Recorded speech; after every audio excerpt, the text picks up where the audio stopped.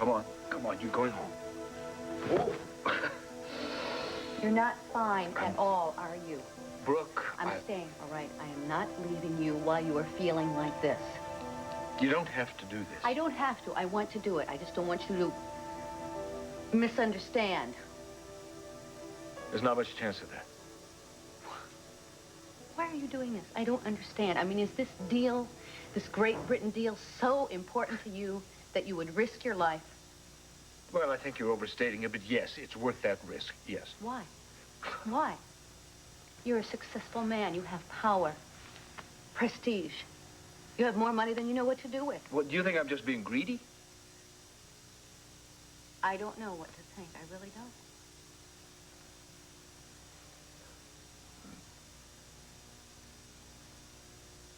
You remember before we were married, that night we took Laura to the hospital? Oh, yes, I remember very well. We were so worried about her. You stayed with me all night. We talked. You told me about Pigeon Hollow and the poverty that you grew up in. And you told me about how you sort of took on being the head of the household, and you took over the raising of Ross, taking care of Stuart. And you talked about how proud you were of all your accomplishments. Sounds like I did a lot of talking that night. Yes, you were very open. It was like I was with a different person. I wanted to help you, Brooke. I loved you even then. Is it Pigeon Hollow that makes you push so hard, Adam? I don't know. Maybe my background had something to do with it. I just don't know. But at first, all I wanted to do was make money. Just money, that was it. And then when I finally had it, I realized that wasn't it at all. That wasn't enough. Now, what I wanted was something else, and to get it, I needed power. What was it that you wanted? To never be at another man's mercy. So how much power and money do you need? In this world, to be safe? A lot. Safe from what? Everything and everybody. So no one can touch you. Nobody is safe from everything.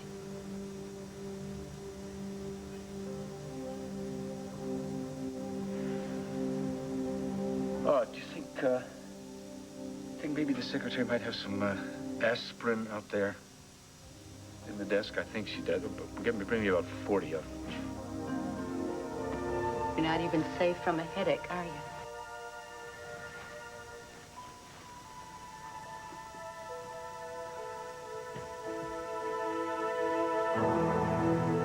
I'm not saying it's your fault, Julie.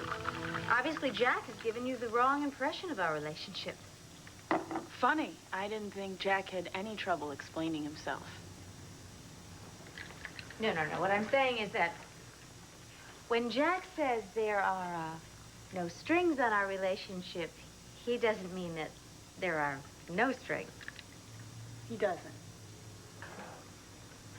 Jack and I have an understanding. And even though we have a certain amount of freedom in our relationship, each of us certainly comes first with each other. Do you understand this? Perfectly. You want me to stay away from Jack? I knew you were a smart girl.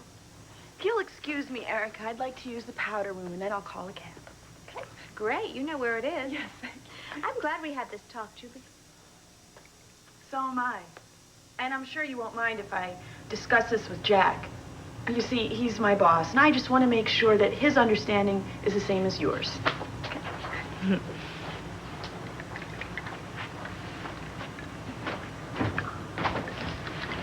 Daddy, I thought you'd be asleep by now. No, I was reading a book.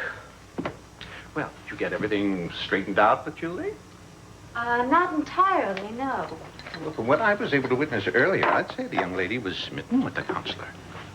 Yes, I would too. How soon are you going to bed? Oh, I'm not going to bed at all. I'm not tired. Good. I thought maybe we'd play a hand at gin or something. Oh, no. I've got a much better idea. Why don't we get out of the house? And go where? Oh, Daddy, just fasten your seatbelt. Just prepare yourself for the Erica Kane Pine Valley by Night Why, tour. Miss Kane, you got yourself a date.